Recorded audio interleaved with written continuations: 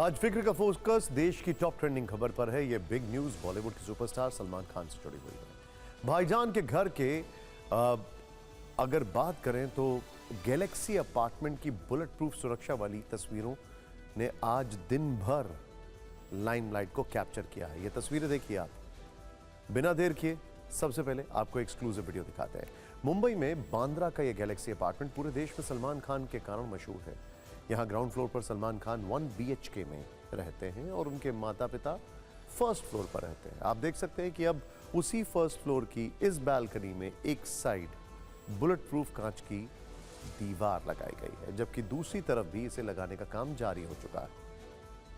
आपने इससे पहले इसी बालकनी में सलमान खान को ईद, दीपावली, होली या फिर अपने जन्मदिन पर फैंस का शुक्रिया अदा करते हुए उसकी तस्वीरें देखी होंगी। विशेष मौके पर हर वर्ष वो यहां से ठीक सामने बैंड स्टैंड की सड़क पर मौजूद फैंस की शुभकामनाओं के लिए उन सबको धन्यवाद देते नजर आते हैं। लेकिन अब से वो इस बालकनी में खुले में नहीं दिखेंगे। वो बुलेट प्रूफ दीवार के पीछे रहेंगे और वहीं से अभिवादन स्वीकार करेंगे, क्योंकि कहा यही जा रहा है कि गैलेक्सी अपार्टमेंट की सिर्फ बालकनी ही नहीं बल्कि उनके घर की खिड़कियों को भी बुलेट प्रूफ किए जाने की तैयारी है। सलमान खान के बारे में वैसे तो हमारे फिक्र के सभी फैंस जानते हैं कि उन्हें 24 घंटे बिश्नोई गैंग से जान का खतरा है। काला हिरण शिकार मामले में बिश्नोई गैंग सलमान खान को अपना दुश्मन मानता है और हाथ धोकर पीछे पड़ा हुआ है। इसीलिए पिछले वर्ष 14 अप्रैल को सुबह करीब 5 बजे उनके घर पर बिश्नोई गैंग के बाइक सवार हथियारबंद बदमाशों ने 7.6 बोर की बंदूक से 5 राउंड फायरिंग की थी। गोलियों के निशान सलमान के घर की दीवारों पर दिखे थे। बिश्नोई गैंग ने यह गोलीबारी करके सलमान खान को डायरेक्ट धमकी दी। उस समय बैंड स्टैंड पर लगे कुछ सीसीटीवी कैमरों में फायरिंग करने वालों की तस्वीरें रिकॉर्ड हुई। फायरिंग उसी दीवार पर हुई जिससे थोड़ी ही दूरी पर सलमान खान की बालकनी, जहां पर वो फैन से खास मौकों पर मिलने आते हैं। और ऐसी घटना भविष्य में दोबारा होने से रोकी जा सके, इसीलिए अब गैलेक्सी अपार्टमेंट की बालकनी भी बुलेट प्रूफ की जा रही है ताकि सलमान खान इन खतरों से सुरक्षित रहें।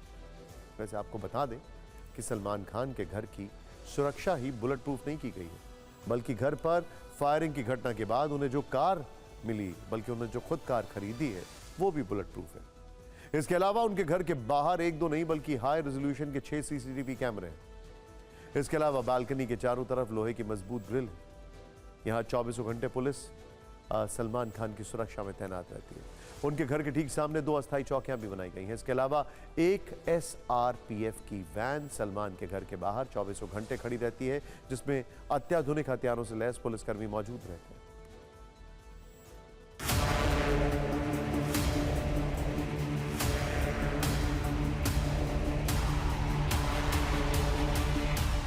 फिल्म अभिनेता सलमान खान के बांद्रा वेस्ट के गैलेक्सी घर के बाहर फेंसिंग और कांच की दीवार बनाने का काम जारी है। और ये जो कांच की दीवार है कोई मामूली दीवार नहीं है, ये बुलेट प्रूफ कांच की दीवार है। और ये दीवार इसलिए बनाई जा रही है क्योंकि लगातार सलमान खान अपने फैंस को जो है इसी गैलरी से मिलते हैं, इसी गैलरी में आके हाथ दिखाते हैं।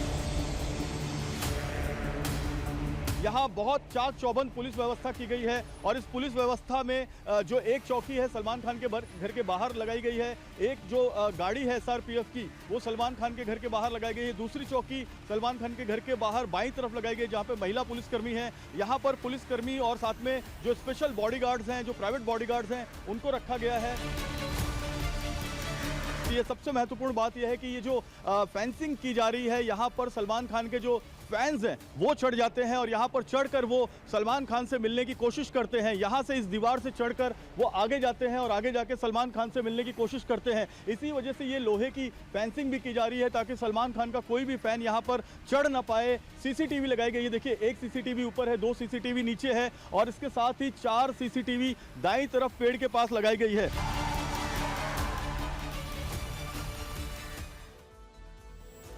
गैलेक्सी अपार्टमेंट के बाहर से हमारे सहयोगी जयप्रकाश ने यह रिपोर्ट आपके लिए भेजी है। इस रिपोर्ट से आप समझ गए होंगे कि बिश्नोई गैंग की हिट लिस्ट में सलमान खान का नाम टॉप पर क्यों है। सलमान खान के घर पर फायरिंग के बाद बिश्नोई गैंग ने उनके सबसे करीबी दोस्त बाबा सिद्दीकी की हत्या भी इसी वजह से की थी। बांद्रा में यह वारदात 12 अक्टूबर की शाम को की गई थी। लॉरेंस गैंग ने इस हत्या की जिम्मेदारी ली थी। सलमान खान अपने दोस्त की हत्या से बहुत परेशान और दुखी थे। इसके बाद ही सलमान खान के गैलेक्सी अपार्टमेंट के बाहर भारी सिक्योरिटी तैनात की गई थी। कल जब यह खबर आई कि मुंबई पुलिस ने बाबा सिद्दीकी मर्डर केस में 210 गवाहों के बयान और सबूतों के आधार पर 4590 पन्नों की चार्जशीट स्पेशल मकोका कोर्ट में दाखिल की है और इसमें हत्या के 3 कारण गिनाए हैं, जिसमें नंबर 1 पर बाबा सिद्दीकी का सलमान खान का करीबी होना बताया गया है। ये बात सामने आने के 24 घंटे बाद ही सलमान खान के घर की बैल्कनी में बुलेट प्रूफ कांच लगाए जाने की तस्वीरें सामने आ गई। वैसे आपको बता दें कि सलमान खान को लॉरेंस गैंग से लगातार धमकियां मिल रही हैं और वर्ष 2023 में महाराष्ट्र सरकार ने उन्हें Y+ सिक्योरिटी दी। इस Y+ सुरक्षा में सलमान खान के साथ 11 जवान हर समय मौजूद रहते हैं। इसमें 1 या 2 कमांडो और 2 PSO भी शामिल होते हैं। सलमान की गाड़ी के आगे और पीछे स्कॉट करने के लिए 2 गाड़ियां हमेशा साथ हैं। इसके अलावा सलमान की खुद की पर्सनल सिक्योरिटी पहले से मौजूद है। उनके बॉडीगार्ड शेरा इस सिक्योरिटी टीम को लीड करते हैं। सलमान जब भी घर से बाहर निकलते हैं तो ये लाव लश्कर हर वक्त साथ रहता है। उन्हें किसी इवेंट में अगर जाना होता है तो उनके सुरक्षाकर्मी पहले ही वहां पहुंचकर सुरक्षा का पूरा जायजा लेते हैं। इसके बाद सलमान खान की एंट्री कराई जाती है। आप इसे ऐसे देख सकते हैं कि सलमान खान एक गैंगस्टर की वजह से खुली हवा में सांस तक नहीं ले पा रहे। वो हर वक्त सिक्योरिटी के साए में रहने को मजबूर है और ये उनके फैंस के लिए, इस देश की कानून व्यवस्था के लिए बहुत परेशान करने वाली बात है। इस देश में एक गैंगस्टर खुद को कानून से ऊपर कैसे समझ सकता है कि उसके कारण देश के एक नागरिक को अपने ही घर में बुलेट प्रूफ कांच की दीवारों के पीछे छुपना पड़े, और वो भी एक ऐसा गैंगस्टर जो कि खुद जेल में बंद है और वहां से ऑपरेट कर रहा है। सवाल यह भी है कि पुलिस लॉरेंस गैंग के उन गुर्गों को तो पकड़ने में कामयाब रही जिन्होंने सलमान के घर पर पहले फायरिंग की और बाद में बाबा सिद्दीकी की हत्या की, लेकिन बाबा सिद्दीकी मर्डर केस की चार्जशीट के अनुसार अब तक मुख्य 3 आरोपी जीशान अख्तर, शुभम लोनकर और लॉरेंस बिश्नोई के भाई अनमोल बिश्नोई के गिरेबा तक पुलिस नहीं पहुंच पाई। अनमोल बिश्नोई के बारे में कह सकते हैं कि वो अभी अमेरिका में पोटावाटनी काउंटी की जेल में बंद है और उसके लिए प्रत्यर्पण की कोशिशें हो रही होंगी, लेकिन जीशान अख्तर और शुभम लोनकर जैसे बदमाश भी पकड़ने में मुंबई पुलिस अब तक नाकाम है। क्यों? मुंबई पुलिस के लिए उलझे हुए प्रश्न है, क्योंकि बाबा सिद्दीकी मर्डर केस में चार्जशीट में हत्या की जो तीसरी मुख्य वजह बताई गई है वो मुंबई पुलिस की फिक्र बढ़ा सकती है। बाबा सिद्दीकी मर्डर की तीसरी वजह यह थी कि लॉरेंस गैंग मुंबई में सलमान को टारगेट करके अपना सिक्का जमाना चाहता है। बाबा सिद्दीकी का मर्डर भी यही खौफ पैदा करने के लिए किया गया था। लॉरेंस गैंग मुंबई में डी गैंग की तरह वर्चस्व स्थापित करना चाहता है। इसके बाद डी गैंग की तरह ही अपहरण, फिरौती, मर्डर जैसी वारदात बढ़ सकती है। ऐसा कुछ ना हो, वहां खाकी का एक बाल बुलंद रहे, इसके लिए जरूरी है कि लॉरेंस गैंग पर पूर्ण शिकंजा कसे, कानूनी स्ट्राइक ऐसी हो कि फिर किसी भी एक्टर, बिजनेसमैन, पॉलिटिशियन या फिर आम आदमी को एक गैंगस्टर का डर से जीना ना पड़े। वैसे बाबा सिद्दीकी मर्डर केस में एक अपडेट और है। उनके बेटे जीशान ने कहा है कि वो पुलिस की चार्जशीट को हाईकोर्ट में चुनौती देंगे। वो इस चार्जशीट से खुश नहीं है। सीएम और डिप्टी सीएम से भी वो इस पर मुलाकात करेंगे। यहां आपको थोड़ा एक्स्ट्रा जानकारी दे देते हैं। किसी चीज को बुलेट प्रूफ तब माना जाता है जब वो गोलियों से सुरक्षा करने में कामयाब हो। हालांकि तकनीकी रूप से कोई चीज पूरी तरह बुलेट प्रूफ नहीं होती है, बल्कि बुलेट रेजिस्टेंट होती है, यानी वो गोलियों को रोकने या उनके प्रभाव को कम करने की क्षमता रखती है। बुलेट प्रूफ सामग्री जैसे कांच की दीवार या फिर एक नॉर्मल दीवार या जैकेट का परीक्षण विभिन्न अंतर्राष्ट्रीय मानकों के तहत किया जाता है। इनमें से एक प्रमुख मानक NIJ यानी नेशनल इंस्टीट्यूट ऑफ जस्टिस की तरफ से निर्धारित किया गया है। NIJ बुलेट प्रूफ सामग्री के लिए सुरक्षा स्तरों का वर्गीकरण करता है। यह वर्गीकरण गोली के प्रकार, आकार, वजन और वेग यानी वेलोसिटी के आधार पर होता है। जैसे लेवल 2A को सबसे हल्की और पतली होती है। उदाहरण के लिए पुलिस की under shirt bullet proof jacket. इसके बाद स्तर बढ़ जाता है, जैसे लेवल 2, लेवल 3A जो VIP सुरक्षा में इस्तेमाल होती है। इसके अलावा लेवल 3, लेवल 4 जो सेना और स्पेशल फोर्सेस इस्तेमाल करती हैं। वहीं बुलेट प्रूफ कांच में पॉलीकार्बोनेट और टेम्पर्ड ग्लास की परतें होती हैं। इन्हें लैमिनेटेड ग्लास कहा जाता है। परतों की संख्या और मोटाई गोली के अनुसार तय होती है, फिर इसे फायरिंग रेंज में टेस्ट किया जाता है। इसके अलावा बुलेट प्रूफ दीवारों में steel, ceramic, aluminium, oxide, concrete और विशेष फाइबर पैनल्स का इस्तेमाल किया जाता है। एनआईजे के अलावा यूरोपीय और अमेरिकी मानक भी हैं जो बताते हैं कि कोई चीज कितनी बुलेट प्रूफ है। अब बात करते हैं डोनाल्ड ट्रंप की बुलेट प्रूफ राजनीति की। इंटरेस्टिंग। 20 जनवरी को अमेरिका के 47वें राष्ट्रपति पद की शपथ लेने जा रहे डोनाल्ड ट्रंप की हम बात कर रहे हैं, जिन्होंने चुनाव में मेक अमेरिका ग्रेट अगेन का नारा लगाया। लेकिन अब वो ग्रेट अमेरिका का और ग्रेटर अमेरिका का ख्वाब देख रहे हैं, जिसमें कनाडा को अमेरिका का 51वां राज्य बनाना शामिल है। लेकिन उससे पहले आपको एक तस्वीर दिखाना जरूरी है। यह वीडियो कनाडा के एक क्लब का है। जब जस्टिन ट्रूडो हुए, जस्टिन ट्रूडो ने लाइव ब्रॉडकास्ट में अपने इस्तीफे का ऐलान किया तो इस क्लब में मौजूद हर व्यक्ति खुशी से उछलने लगा।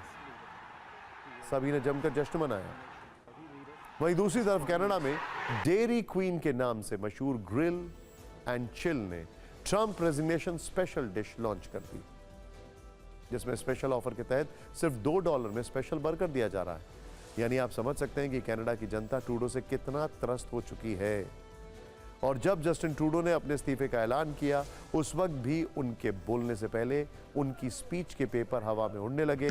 इस पर ट्रूडो ने कहा, आई विल विंग इट, जिसका अर्थ होता है बिना ज्यादा तैयारी या अभ्यास के कुछ करना। लेकिन ट्रूडो के इस्तीफे के ऐलान के कुछ घंटे बाद डोनाल्ड ट्रंप ने एक बार फिर से अमेरिका को ग्रेटर अमेरिका बनाने का मिशन दोहरा दिया। इस बार ट्रंप ने इंस्टाग्राम स्टोरी में लिखा, कनाडा में मौजूद कई लोग अपने देश को अमेरिका के 51वें राज्य के तौर पर देखना चाहते हैं। अगर कनाडा अमेरिका में शामिल होता है तो कोई टैरिफ नहीं देना होगा, टैक्स बहुत कम हो जाएंगे और देश के नागरिक रूस और चीन के जहाजों के खतरों से पूरी तरह सुरक्षित रहेंगे। साथ मिलकर हम एक महान देश बना सकते हैं। यानी ट्रंप ने कनाडा को अमेरिका में शामिल होने का खुला ऑफर दे दिया है। लेकिन सवाल है कि आखिर ट्रंप का ग्रेटर अमेरिका का प्लान क्या है। ये तस्वीर देखिए। ट्रंप के बेटे एरिक ट्रंप ने क्रिसमस से सिर्फ एक दिन पहले यह तस्वीर पोस्ट की थी। इस शॉपिंग कार्ट को डोनाल्ड ट्रंप अपने मोबाइल पर देख रहे हैं। इसमें सबसे ऊपर कनाडा है, बीच में ग्रीनलैंड और नीचे पनामा कैनाल। यही है ट्रंप का ग्रेटर अमेरिका का प्लान।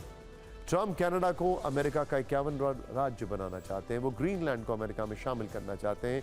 इसके साथ ही वो पनामा नहर पर कब्जा करना चाहते हैं। लेकिन ग्रेटर अमेरिका दिखेगा कैसे और इससे अमेरिका को कितना ताकतवर हो जाएगा और कितना फायदा होगा, इसे समझने की कोशिश करते हैं। अमेरिका, कनाडा, ग्रीनलैंड और पनामा नहर मिलकर ग्रेटर अमेरिका बनाएंगे। ग्रेटर अमेरिका का क्षेत्रफल 2,19,00,000 वर्ग किलोमीटर हो जाएगा।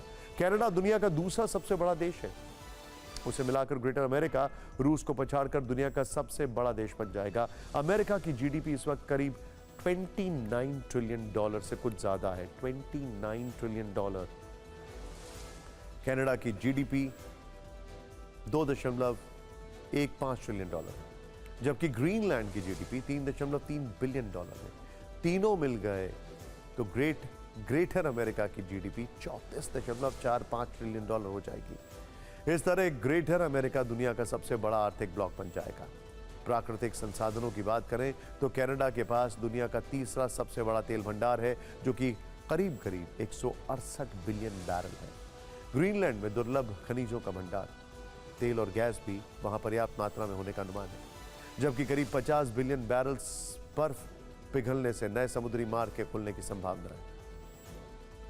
तो वहीं पनामा नहर से हर वर्ष 13,000 जहाज गुजरते हैं। ग्लोबल व्यापार का लगभग 5% पनामा नहर से ही होता है, जिससे सालाना करीब $3 बिलियन की कमाई होती है।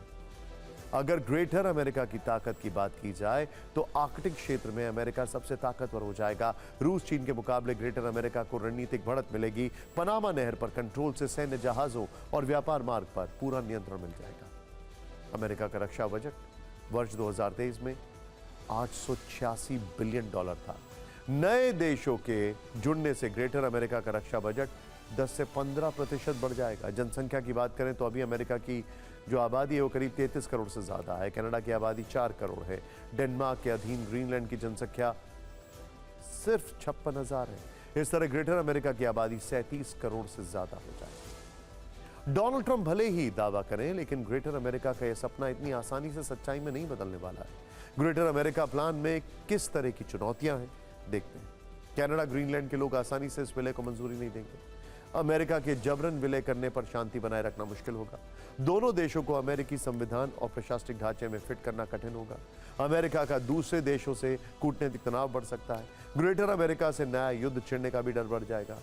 यानी हम कह सकते हैं कि ग्रेटर अमेरिका की सोच भले ही रोमांचक लगे, लेकिन वास्तविकता में इसे लागू करना असंभव।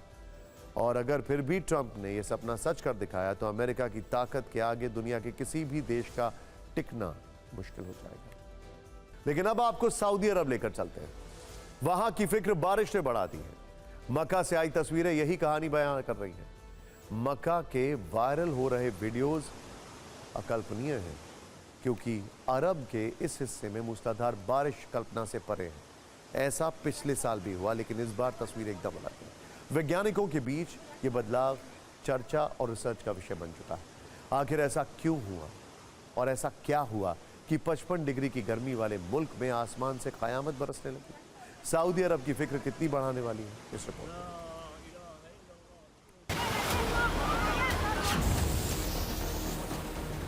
सऊदी अरब का जब जिक्र होता है तो हमारे जहन में मक्का, मदीना और रेगिस्तान की तस्वीर बनती है। लेकिन क्या आप किसी रेगिस्तान में तेज बारिश, बाढ़, कड़ाके की ठंड और बर्फबारी की कल्पना कर सकते हैं?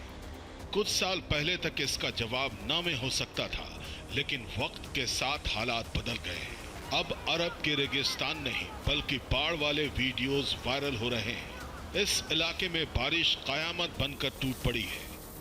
बारिश ने मक्का और मदीना का माहौल बदल दिया। खासतौर से जिद्दा में ओलावृष्टि और तूफान के साथ बौछार पड़ी। गलियों में खड़ी गाड़ियां बहने लगी, सड़कें समंदर बन गईं। पानी इतना बरसा कि कुछ जगहों पर गाड़ियों ने जल समाधि ले ली। बाढ़ और पानी की रफ्तार अपने साथ सब कुछ बहा कर ले जाने लगी। बड़ी बड़ी और आलीशान बहुमंजिला इमारतों की निचली मंजिल डूब गई। हालात आउट ऑफ कंट्रोल है। जनजीवन पटरी से उतर गया है। बारिश और बाढ़ के कहर को आप ऐसे समझिए कि मक्का, मदीना, जिद्दा और रियाद जैसे बड़े शहरों में रेड अलर्ट जारी है। सोमवार से शुरू हुई बारिश के बुधवार तक जारी रहने का अनुमान है। बात सिर्फ बारिश की नहीं है। अभी ज्यादा दिन नहीं बीते हैं जब सऊदी अरब के रेगिस्तान में बर्फ बिछ गई। ये बात पिछले साल नवंबर की है। तब सऊदी अरब के अल जौफ क्षेत्र में अचानक हुई बर्फबारी और कड़ाके की ठंड ने लोगों को हैरान कर दिया था। गर्म तपती लाल रेत पर बिछी बर्फ की सफेद चादर देखकर पर्यटक अचंभित हो गए थे। सऊदी अरब के मौसम में बीते कुछ वर्षों में काफी बदलाव आए हैं। एक तरफ हजारों साल से रेतीली जमीन में हरी घास उग रही है, तो दूसरी ओर बूंदाबांदी को तरसने वाले शहर भारी बारिश, बाढ़ और बर्फबारी का सामना कर रहे हैं। सोशल मीडिया पर कुछ लोग इसे प्राकृतिक बदलाव को कयामत की निशानी की तरह देख रहे हैं, लेकिन तथ्यों के आधार पर वैज्ञानिक इसे गंभीर चेतावनी बता रहे हैं। इसके पीछे जलवायु परिवर्तन को बड़ी वजह माना जा रहा है। वैज्ञानिकों का मानना है कि इसका कारण अरब सागर से ओमान तक फैला लो प्रेशर सिस्टम है। लो प्रेशर होने की वजह से नमी से भरी हवाएं ऐसे इलाके में आ जाती हैं जहां आम तौर पर सूखा रहता है। इसी वजह से सऊदी अरब और उसके पड़ोसी मुल्क संयुक्त अरब अमीरात में गरज के साथ बारिश, ओलावृष्टि या बर्फबारी होने लगती है। Bureau report, TV9 Bharatvarsh. और अब फिक्र की पॉलिटिकल फाइल खोलते हैं। शुरुआत आज के सबसे बड़े पॉलिटिकल अपडेट से, जिसे लेकर पिछले कुछ महीने से माहौल बन रहा था। आज उस सियासी फाइट की तारीख फिक्स हो गई है। हम बात कर रहे हैं दिल्ली विधानसभा चुनाव की। अगर आप दिल्ली में रहते हैं, दिल्ली के वोटर हैं, तो आप किस दिन मतदान करेंगे, इसकी घोषणा चुनाव आयोग ने दोपहर 2 बजे कर दी है। दिल्ली का चुनावी कैलेंडर आज से शुरू हो चुका है और 8 फरवरी तक ये चलेगा, यानी कुल 31 दिनों तक। चुनाव आयोग ने बताया कि नामांकन की तारीख 10 जनवरी से 17 जनवरी तक है। नॉमिनेशन के बाद नाम वापस लेने की आखिरी तारीख 20 जनवरी है। मतदान एक ही चरण में 5 फरवरी को होगा। नतीजे 8 फरवरी को आएंगे। एक बार सुनिए चुनाव की तारीखों पर मुख्य चुनाव आयुक्त राजीव कुमार ने क्या क्या कहा और कौन सी शायरी पड़ी, उसकी काफी चर्चा है। आपको बता दें कि राजीव कुमार 18 फरवरी को रिटायर हो रहे हैं। मुख्य चुनाव आयुक्त के तौर पर ये उनके कार्यकाल का आखिरी चुनाव है।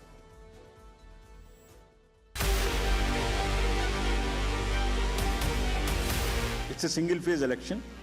Date of poll is 5th and counting is 8th and 5th again we have very deliberately kept Wednesday. क्योंकि हम सोचते हैं सब दिल्ली वाले वोट करें, इसलिए इस बार भी महाराष्ट्र की तरह हमने इसको वेडनेसडे में रखा है। देखिए, दिल्ली में अभी काफी ठंड है, तेज हवा भी चल रही है, लेकिन तारीख का ऐलान होते ही राजनीतिक तापमान सेंसेक्स की तरह ऊपर चला गया। सब जीत का दावा कर रहे हैं, लेकिन जीतेगा तो एक ही। खैर, चुनावी घोषणा के बाद नेताओं के मन में क्या चल रहा है, ये आपको जरूर सुनना चाहिए।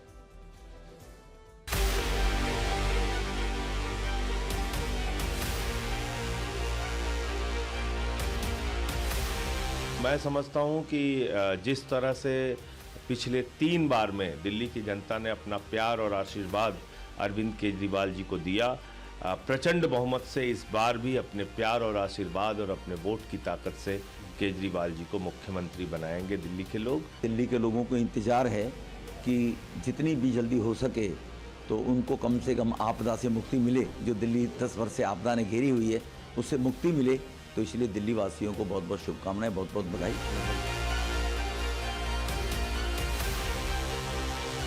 लोकसभा के वक्त दिल्ली में हमारा वोट शेयर जब जो निकल कर आता है उससे भी थोड़ा अधिक है दिल्ली में कांग्रेस का वोट शेयर, और उसमें हमें पूरी उम्मीद है कि इस बार, क्योंकि डबल इनकम्बेंसी का मुद्दा है, केंद्र के खिलाफ भी एक इनकम्बेंसी दिल्ली में है और आम आदमी पार्टी सरकार के खिलाफ भी एक पूरी तरह से 10 साल की इनकम्बेंसी है, उसका लाभ हमें अवश्य मिलेगा। हमारा असली वोट निकल कर आएगा। मैं जानती हूं कि दिल्ली की जनता बहुत ज्यादा समझदार है।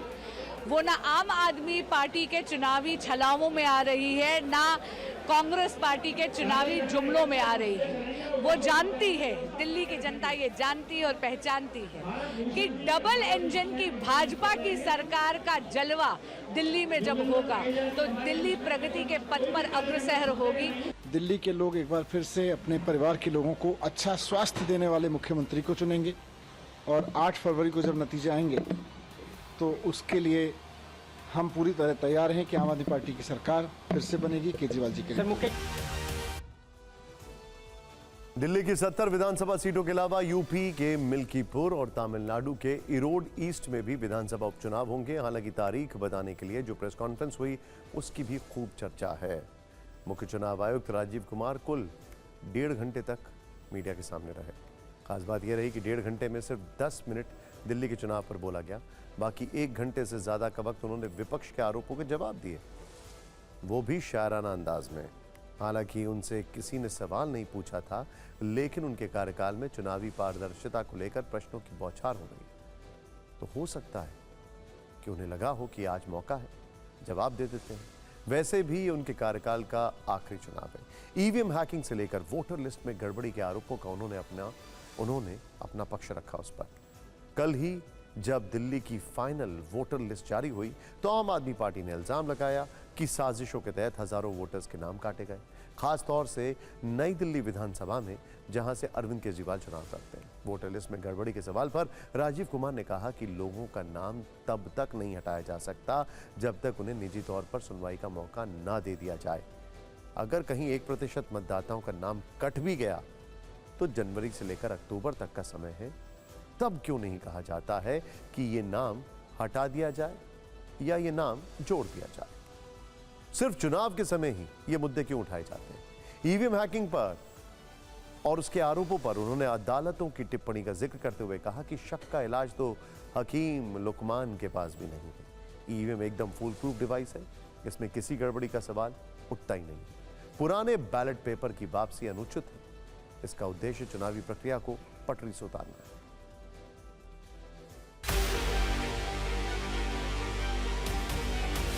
सब सवाल अहमियत रखते हैं, जवाब तो बनता है।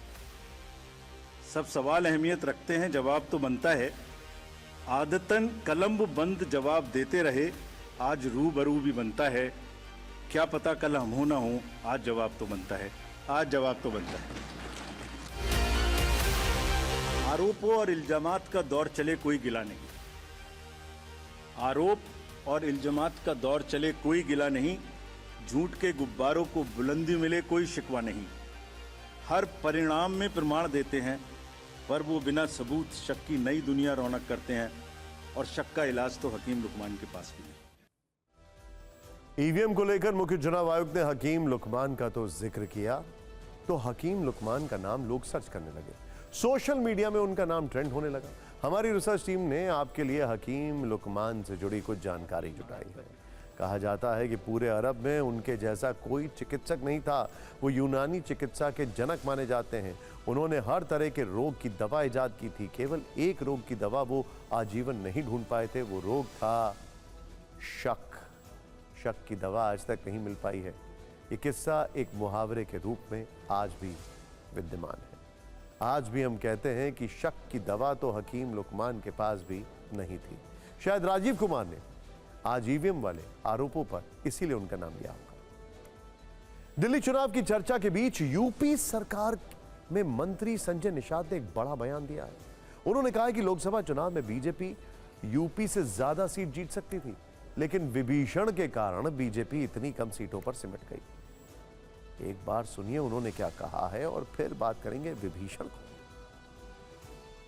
भाजपा को चेताना मेरा उद्देश्य है कि हाथी साइकिल पंजा वालों ने गलती की और आज के दिन में सत्ता से दूर हैं।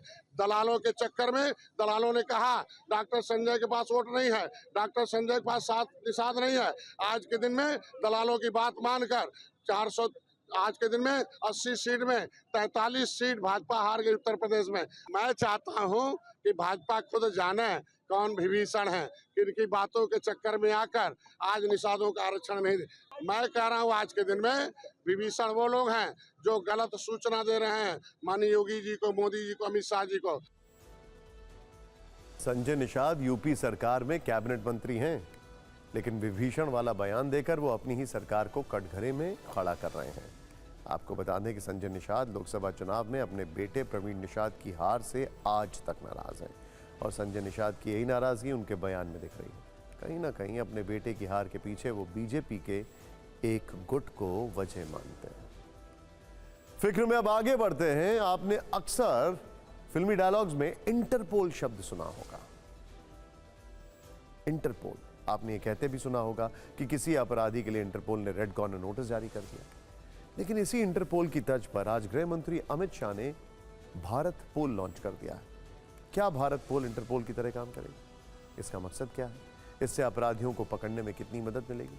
हमने खास आपके लिए भारत पोल पर फिक्र की प्रश्नोत्तरी तैयार की। इस प्रश्नोत्तर से आप भारत पोल की पूरी ABCD समझ पाएंगे। भारत पोल पर फिक्र की प्रश्नोत्तरी का पहला प्रश्न, भारत पोल क्या है? तो इसका उत्तर है इंटरपोल की तर्ज पर गृह मंत्रालय ने भारत पोल पोर्टल लॉन्च किया। प्रश्न है कि भारत पोल क्या करेगा? इसका उत्तर है यह पोर्टल अपराधियों को पकड़ने में CBI के तहत काम करेगा। अगला प्रश्न है इस पोर्टल से किन अपराधों को रोकने में मदद मिलेगी? तो इसका उत्तर है साइबर अपराध, वित्तीय अपराध, संगठित अपराध और मानव तस्करी जैसे इंटरनेशनल क्राइम की जांच में मदद मिलेगी। यह भारत पोल कैसे मदद करेगा? तो इसका उत्तर है भारतीय जांच एजेंसियां भगोड़ों को पकड़ने के लिए आधुनिक तकनीक का इस्तेमाल करेंगी। प्रश्नोत्तरी का अगला प्रश्न, भारत पोल से कौन कौन सी एजेंसियां जुड़ सकेंगी? तो इसका उत्तर देखिए, इस हाईटेक पोर्टल से NIA और ED के साथ राज्य की एजेंसियां भी जुड़ सकेंगी। अगला प्रश्न है कि राज्य की एजेंसियों की मदद कैसे होगी? तो इसका उत्तर है अब राज्य की एजेंसियां इस पोर्टल से सीधे इंटरपोल को रिक्वेस्ट भेज सकती हैं। प्रश्न यह भी बनता है कि भारत पोल से कितने देशों तक जांच एजेंसियों की पहुंच हो पाएगी? तो इसका उत्तर है केंद्रीय एजेंसियां और राज्य की जांच एजेंसियां इंटरपोल के 195 देशों तक जानकारी शेयर कर सकेंगी।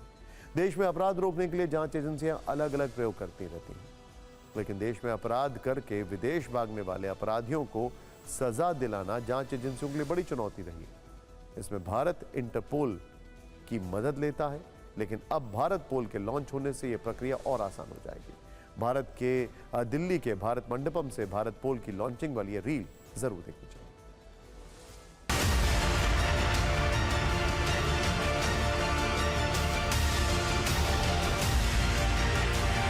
हमारी सभी कानून प्रवर्तन एजेंसियों को एकल मंच पर सहायता करने का एक सुंदर टेक्निकल मंच ये भारत पोल है।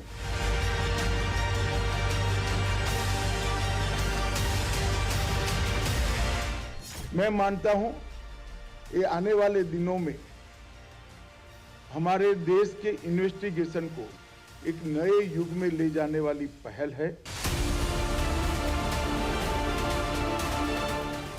तकनीक के आधार पर खड़ी की गई व्यवस्था के माध्यम से ढेर सारी दूरियों को हम मिटा पाएंगे, ढेर सारी सूचनाओं को हम प्राप्त कर पाएंगे और सटीकता के साथ अनेक प्रकार के दुनिया के क्राइम का विश्लेषण कर हमारे यहाँ क्राइम होने से पहले इसको रोकने की संरचना भी खड़ी कर पाएंगे। इसे लॉन्च करते हुए आज गृह मंत्री अमित शाह ने कहा कि अब समय आ गया है कि भारतीय एजेंसियां भगोड़ों को पकड़ने के लिए आधुनिक तकनीक का इस्तेमाल करें। खास बात यह है कि अब राज्यों की एजेंसियां भी भारत पोल के जरिए सीधे इंटरपोल से जुड़ सकेंगी। इंटरपोल का फुल फॉर्म है इंटरनेशनल क्रिमिनल पुलिस ऑर्गेनाइजेशन। इसे हम आसान भाषा में इंटरनेशनल पुलिस भी कह सकते हैं। इसका गठन वर्ष 1923 में किया गया। इसका हेडक्वार्टर फ्रांस के लियोन में है। इंटरपोल में फिलहाल 195 देश हैं, जो इसे संयुक्त राष्ट्र के बाद दुनिया का दूसरा सबसे बड़ा संगठन बनाता है।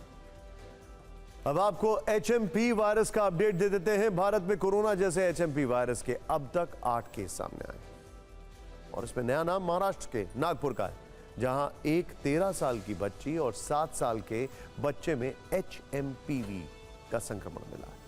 यह खतरा कितना बड़ा है, तो इस वायरस पर अब हम फिक्र की प्रश्न और उत्तर वाली फाइल खोलने जा रहे हैं, जिसमें आपको सारे सवालों के जवाब मिलेंगे। लोगों के मन में शक है कि क्या HMPV कोरोना वायरस की तरह है, तो आपको बता दें कि इसके लक्षण कोरोना जैसे भले ही हो, लेकिन ये दोनों अलग अलग फैमिली के वायरस हैं। दूसरा प्रश्न यह है कि आखिर HMPV और कोरोना वायरस में समानता क्या है, तो ये समझ लीजिए कि दोनों वायरस के लक्षण एक जैसे हैं, जैसे खांसी, जुकाम, गले में खराश या फिर बुखार। इसके अलावा दोनों के संक्रमण से श्वसन तंत्र जो है, ब्रीदिंग, जो रेस्पिरेटरी ऑर्गन्स हैं, वो प्रभावित होते हैं। लेकिन अगर HMP वायरस का असर ज़्यादा हुआ तो निमोनिया और ब्रोंकाइटिस की स्थिति हो सकती है। HMPV और कोरोना के बीच एक समानता यह भी है कि दोनों से संक्रमित होने का ज़्यादा खतरा बच्चों को है, बुजुर्गों को है और उन लोगों को है जिनकी इम्यूनिटी कमज़ोर है। अब तीसरा प्रश्न, आखिर HMP वायरस फैलता कैसे है, तो इसका उत्तर है बिल्कुल कोरोना की तरह, जैसे खांसने और छींकने से, संक्रमित व्यक्ति के संपर्क में आने से, किसी संक्रमित वस्तु के छूने से, और इसके लक्षण 3 से 5 दिनों में किसी शख्स के अंदर दिखते हैं। अगला और सबसे जरूरी प्रश्न, क्या HMP वायरस कोरोना की तरह खतरनाक है? हेल्थ एक्सपर्ट्स के अनुसार HMP कोई नया वायरस नहीं है, बल्कि नीदरलैंड, ब्रिटेन समेत कई देशों में इसके केस पहले भी मिल चुके हैं और इससे कम 50 साल पुराना वायरस बताया जा रहा है। राहत की बात यह है कि इसका अब तक कोई नया वेरिएंट नहीं मिला, यानी डॉक्टर्स के मुताबिक ये कोरोना जितना खतरनाक नहीं है। एक और ज़रूरी प्रश्न, HMP वायरस की जांच कैसे करा सकते हैं, तो इसकी जांच की प्रक्रिया भी कुछ कोरोना वायरस की तरह है। जैसे आमतौर पर RT-PCR टेस्ट के जरिए इसकी जांच की जाती है, लेकिन कुछ मामलों में ब्लड टेस्ट भी लिया जा सकता है, साथ ही बलगम की जांच भी की जा सकती है। सबसे ज़रूरी बात तो यह है कि इसका टेस्ट हर जगह नहीं कराया जा सकता, बल्कि देश के एडवांस लैब में ही टेस्ट किया जा सकता है। एक और प्रश्न यह है कि क्या कोरोना की तरह HMP वायरस भी दुनिया में फैल सकता है, तो इसका उत्तर है वायरस के फैलने का तरीका बिल्कुल कोरोना की तरह है, लेकिन ट्रांसमिशन रेट कोरोना की तुलना में काफ़ी कम है। और फिक्र की प्रश्नोत्तरी का 7वां प्रश्न यह है कि क्या इस वायरस के लिए कोई वैक्सीन है, तो इसका उत्तर है अभी तक ऐसी स्थिति नहीं बनी कि वैक्सीन की जरूरत पड़े। अब तक सामान्य लक्षणों के आधार पर दवाओं के जरिए इसका इलाज किया जा रहा है। यह वायरस चीन में किस तरह इमरजेंसी के हालात पैदा कर रहा है, यह भी देखिए। मीडिया रिपोर्ट्स के अनुसार चीन में पिछले 10 दिनों में HMPV संक्रमण के केस करीब 529%, 529% बढ़े। चीन के वुहान में एक साथ 30 बच्चे HMP वायरस से संक्रमित मिले, जिसे चीन में नया पैनिक बटन दब गया। स्थिति को देखते हुए चीन के अलग अलग शहरों में स्कूल बंद करने का फैसला किया गया है। अब चीन में वायरस वाली इस तबाही को देखकर वर्ल्ड हेल्थ ऑर्गेनाइजेशन यानी WHO की नींद उड़ गई है। उसने चीन से HMP वायरस की विस्तृत जानकारी मांगी है।